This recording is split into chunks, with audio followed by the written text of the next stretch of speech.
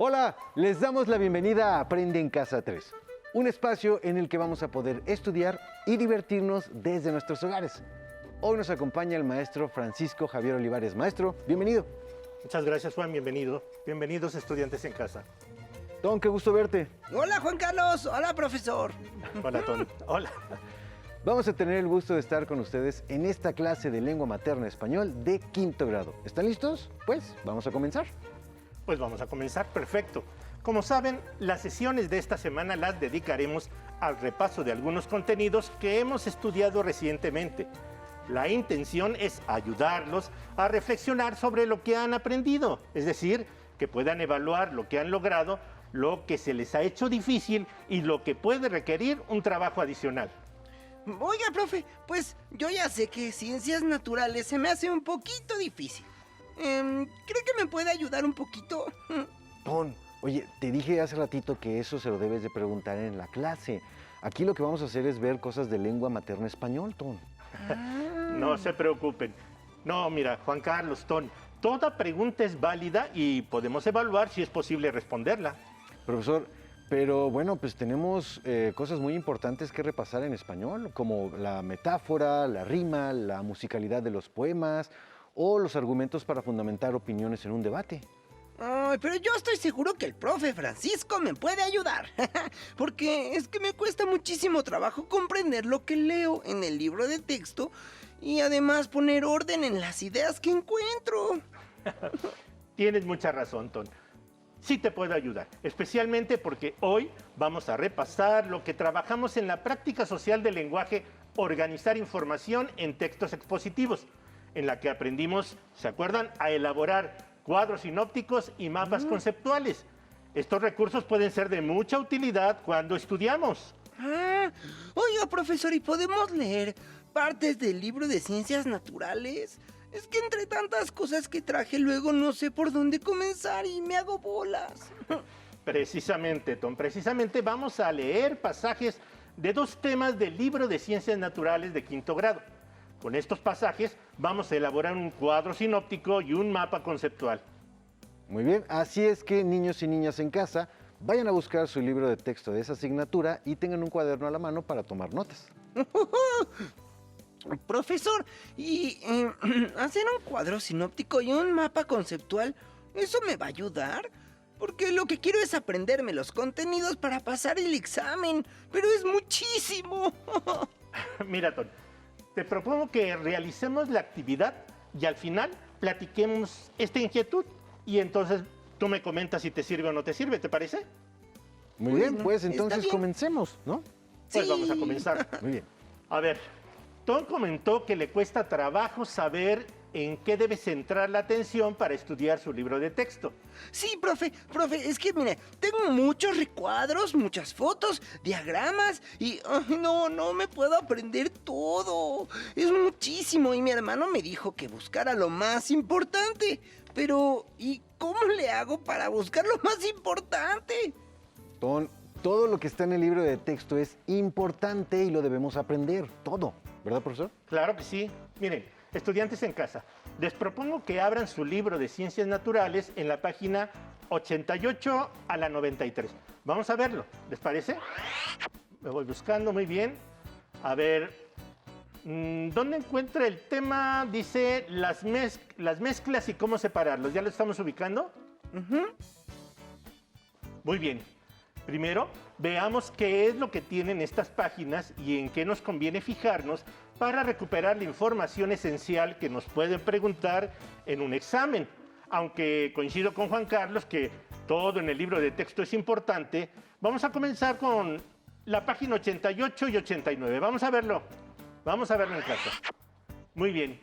Si se dan cuenta, incluyen la enunciación de los aprendizajes esperados, el título, una actividad de reflexión y un breve párrafo con información de todo esto. ¿Qué le puede servir a Tom para preparar su examen? A ver, piénsenle. Pues yo creo que los aprendizajes esperados en el título, bueno, son elementos centrales para saber qué es lo que debe estudiar, ¿no? Ay, pero yo creo que la actividad que está ahí también nos ayuda a recordar lo que ya sabíamos sobre el tema. Pero además lo importante, yo creo que lo importante está en el siguiente párrafo, profesor. Muy bien, muy bien. Ahora veamos las páginas 90 y 91. Vamos a verlas. Fíjense bien, estudiantes en casa. Ahí, sí, claramente en la página de la izquierda se presenta información esencial. Ahora díganme, ¿qué hay en la página 91? Pues la mayor parte de la página presenta indicaciones y otros elementos de apoyo para realizar un experimento. Yo creo que es para ayudarnos a comprender lo que viene en la página anterior. Y además en la esquinita de abajo, el título dice un dato interesante. Uy, yo creo que esa información pues también complementa lo demás. Muy bien, muy bien. Ahora, estudiantes en casa, vamos a las páginas 92 y 93. Vamos a verla.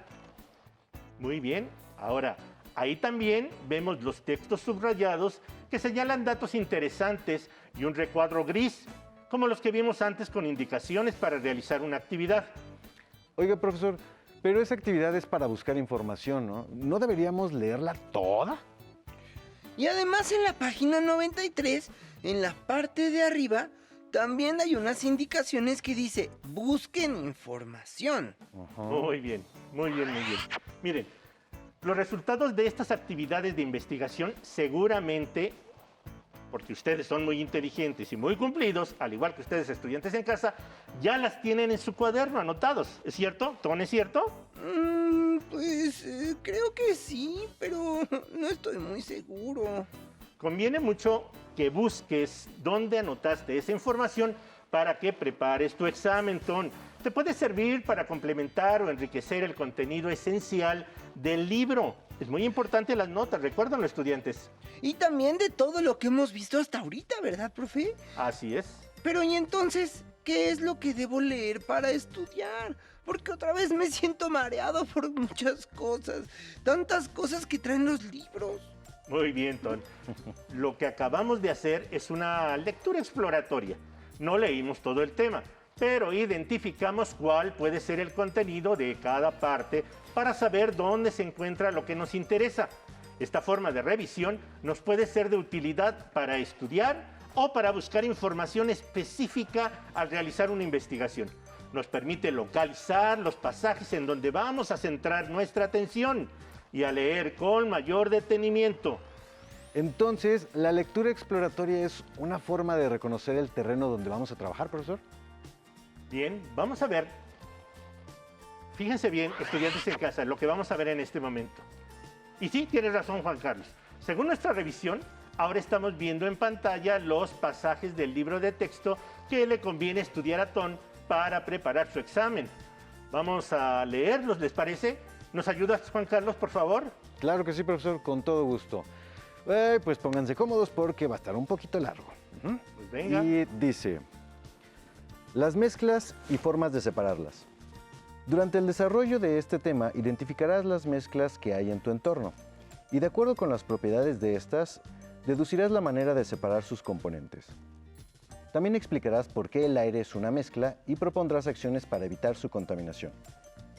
Se llaman mezclas a los materiales compuestos por dos o varias sustancias, como cuando disuelves azúcar en agua o haces lodo con tierra y agua. Existen distintos métodos para separar las sustancias que componen una mezcla. Para elegir el correcto es necesario conocer las propiedades de sus componentes individuales. Separación magnética. Es un método que consiste en separar dos sustancias, principalmente sólidas, cuando una de ellas tiene las propiedades de ser atraídas por un imán. Esta técnica es utilizada comúnmente en las minas. Decantación.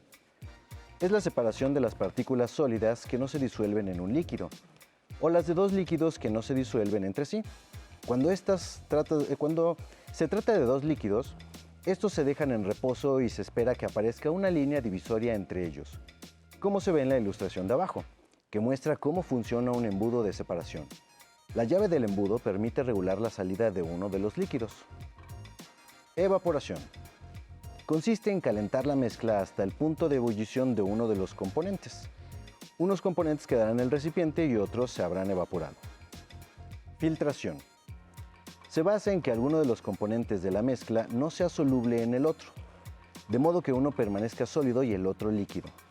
La mezcla se deposita en una coladera o papel filtro. El componente sólido se quedará en el filtro y el otro pasará.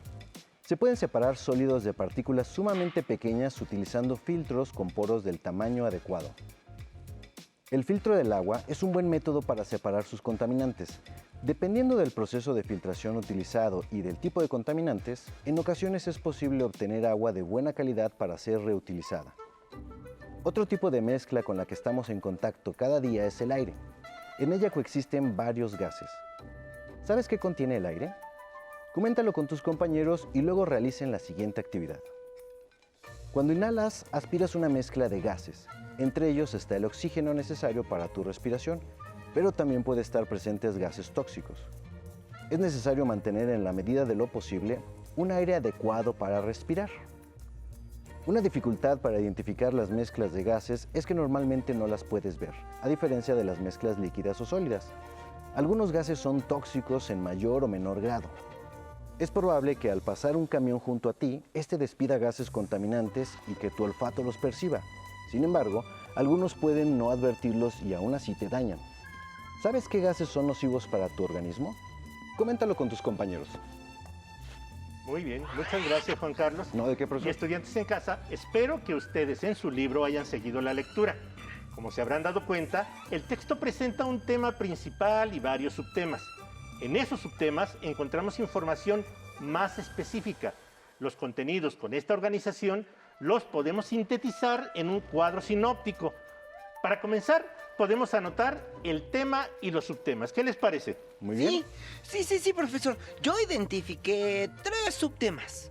Muy bien, El primero es la definición de la mezcla. muy bien, Don. Luego, los métodos para separar las sustancias de una mezcla. ¿Correcto?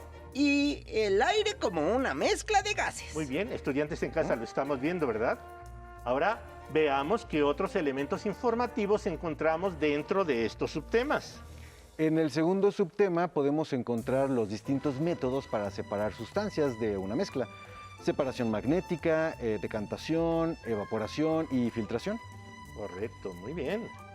Y luego en el tercer subtema podemos agregar también que los gases que conforman el aire son oxígeno y otros gases, de los cuales pues algunos son tóxicos y otros no. Entre los gases tóxicos está el humo del tabaco y los gases contaminantes. Muy bien, pues vamos completando nuestro mapa, ¿verdad? Nuestro cuadro sinóptico. Muy bien. Ahora, podemos ampliar el tercer subtema con los resultados del trabajo de investigación, el que se propone en la página 92 y 93. Hasta aquí podríamos dejar el cuadro sinóptico, pero podemos agregar textos breves que especifiquen de qué se tratan algunos de estos elementos. Por esto, bueno, pues requiere leer con cuidado y resumir cada parte del texto, ¿no es así, profesor? Es correcto, sí, Juan Carlos. Ahora solo vamos a mostrar un ejemplo de cómo pueden quedar esos pequeños resúmenes. Profesor, a mí me interesa muchísimo que podamos avanzar para que podamos ver el ejemplo del mapa conceptual, por favor. Muy bien, con calma, Tom. Bueno, podemos comenzar con el primer subtema, anotando una breve definición de mezcla. Podemos poner, por ejemplo, que las mezclas son materiales compuestos por 2 o más sustancias. Muy bien, vamos completando. Después, en el segundo subtema, podemos seguir con un breve enunciado que describa en qué consiste cada uno de los métodos. Diríamos, por ejemplo, separación magnética. Una sustancia es atraída por un imán y la otra no. Así quedaría de simple. El siguiente, decantación. Vamos a poner la explicación. Una sustancia menos densa queda arriba de una sustancia más densa, la cual queda abajo, ¿verdad? Muy bien. Vamos ahora con evaporación. Se calienta la mezcla y una de las sustancias se evapora, mientras que la otra permanece líquida o sólida. Y por último vamos con filtración. Se hace pasar la mezcla por un filtro y las sustancias que está hecha de partículas más grandes queda detenida. ¿Qué les parece? Oh, muy bien. Profesor, con el cuadro sinóptico ya me puedo acordar más rápido de todo el tema. Hoy yo creo que voy a hacer cuadros sinópticos para todos los temas del libro. Muy bien, entonces fíjate, lo que dices es muy importante, porque cuando identificamos cuáles son los temas y subtemas de un texto y cómo se organizan, podemos comprenderlo muchísimo mejor. Oiga, profesor, a mí me enseñaron que los contenidos de un texto informativo se pueden organizar de maneras distintas. Por ejemplo, las etapas de un proceso, la descripción de un objeto o la narración de un acontecimiento histórico. Dígame, en todos estos casos, ¿no es útil un cuadro sinóptico? Mira, podemos utilizar otros recursos gráficos que son adecuados para representar otras formas de organización de los contenidos. Ahora, por ejemplo, vamos a revisar qué les parece el mapa conceptual. ¿Tú que querías verlo?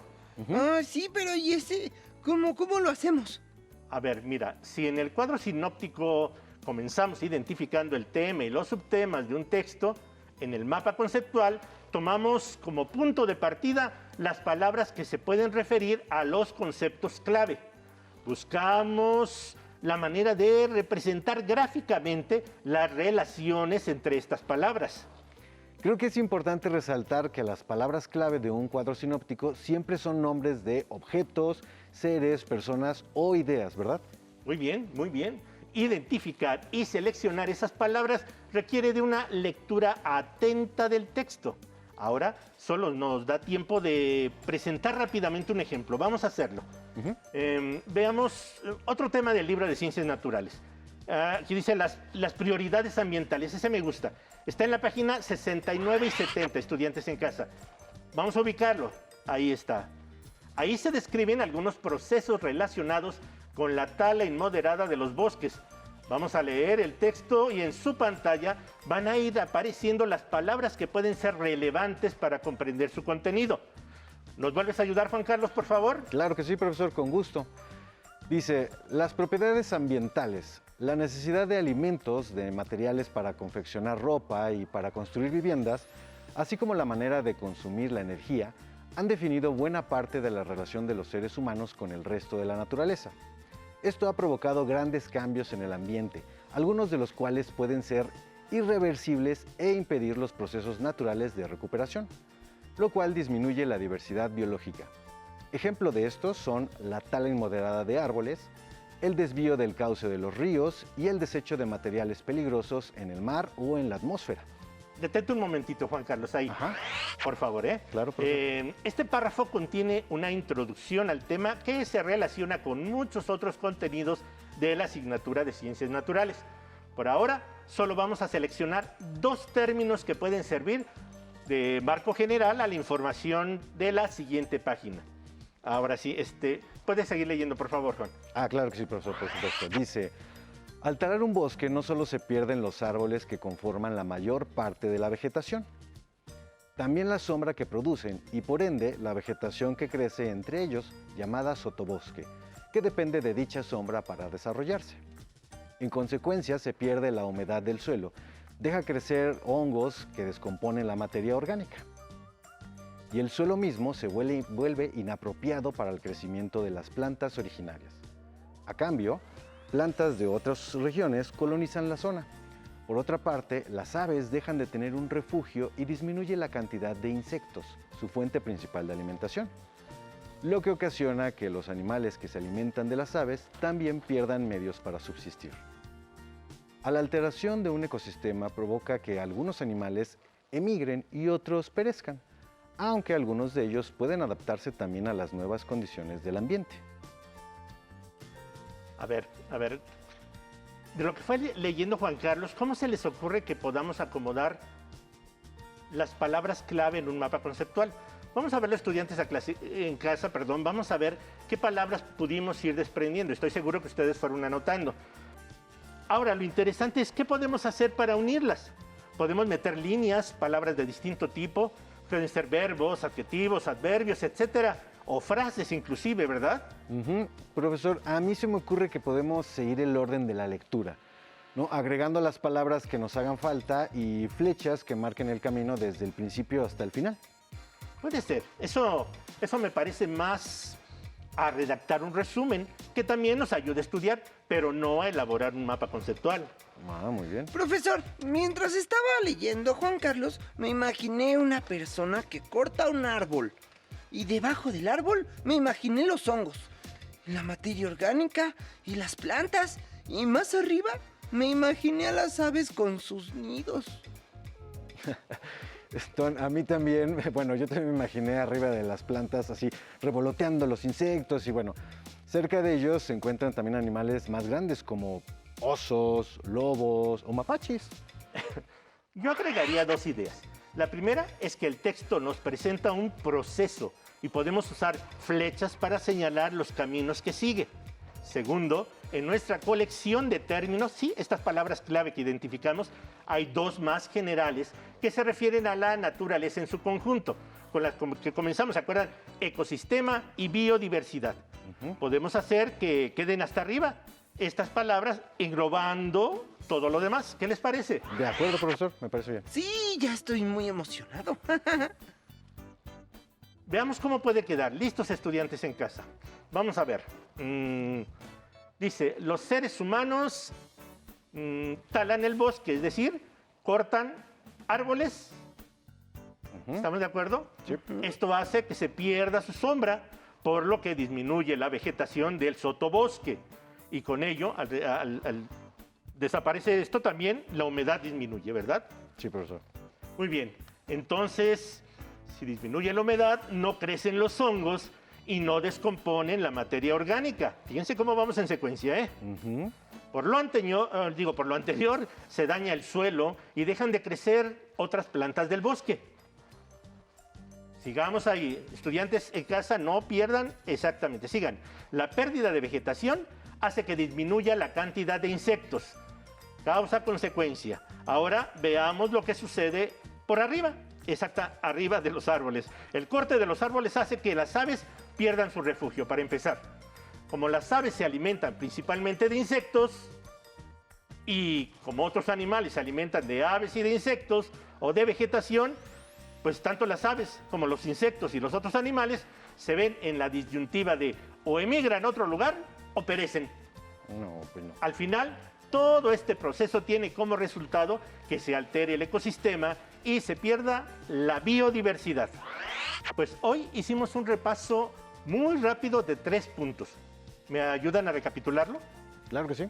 Claro, profesor. Primero vimos cómo explorar un texto académico para identificar la información que necesitamos leer según nuestro propósito de lectura, que en este caso era estudiar para un examen.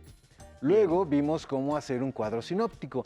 Descubrimos que esto era útil cuando encontramos un tema que se divide en subtemas y dentro de estos encontramos información más específica. Perfecto. Y finalmente, revisamos la forma de elaborar un mapa conceptual a partir de los nombres de objetos, seres, procesos o ideas que se van nombrando y se puede referir a conceptos relevantes. Esto lo podemos hacer en textos más amplios, seleccionando los nombres que se refieren a los conceptos más importantes. Y todo esto nos ayuda a aprender mejor, profesor, sin tener que memorizar todo lo que leemos, sino más bien comprendiéndolo. Además, mientras lo hacemos, lo vamos entendiendo. Muy bien, Ton, muy bien. Esa era precisamente la conclusión que quería señalarte al respecto de tu duda. Yo creo que con eso va a quedar claro por qué nos sirven estos organizadores gráficos. ¿Te parece? Sí, gracias por ayudarme a entenderlo, profesor. Pues muchísimas gracias. Maestro Francisco Ton, muchísimas gracias. Si te es posible, consulta otros libros y comenta el tema de hoy con tu familia. Si tienes la fortuna de hablar una lengua indígena, aprovecha también este momento para practicarla y platica con tu familia en tu lengua materna. Por hoy hemos terminado con los cuadros sinópticos y los mapas conceptuales, un apoyo para el estudio, de lengua materna de español de 5º grado. Espero que lo hayan disfrutado tanto como nosotros. A continuación, historia.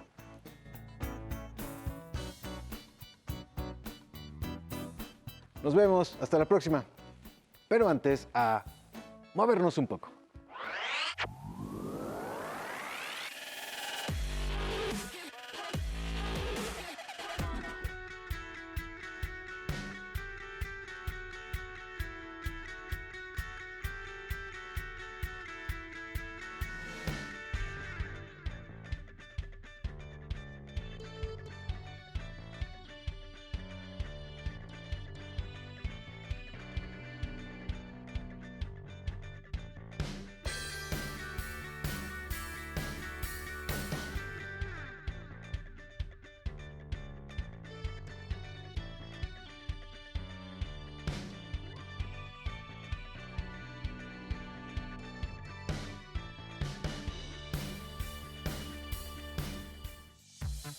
Si no tienes el libro de texto o necesitas ayuda para responder las preguntas, contáctanos.